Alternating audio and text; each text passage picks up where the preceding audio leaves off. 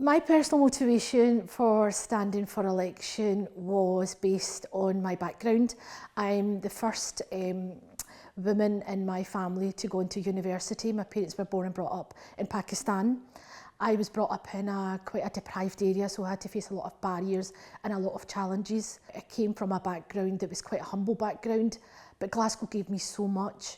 I went on to university, achieved a PhD, I worked locally, I worked nationally, and I believe that every Glaswegian should have those opportunities. I really care about my community and I want to make it better. I'm a care experience person, so I've got lived experience and an insight into things that I feel should be changed. But I think, like a lot of people, I was really motivated after the independence referendum. I think there was a real reaching out in terms of how people participated, and some of the political speakers and thinkers and the conversations that we had around politics were ones that I never felt that I could access before.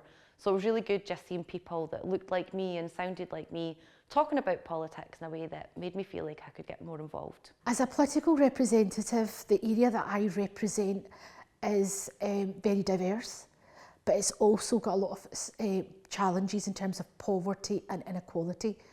And when I started to campaign, I felt more and more that it reminded me of my childhood and some of the barriers and the challenges that I faced. And I wanted to represent that community, to be their voice, to encourage them to become more part of the decision making, potentially stand for council, become community councillors, and also raise their voices in the decision making process and bring positive change to that area that they had voted for me to represent. I think for me the change was just really around making democracy more accessible to people. I think one of the things that I hope is one of my achievements from being elected is that as a councillor, my area now feels more connected to local politics. I'm more accessible than perhaps councillors used to be, you know, through social media and different forms of communication. But I think most importantly, and it's something that I recognised as soon as I was elected really, was that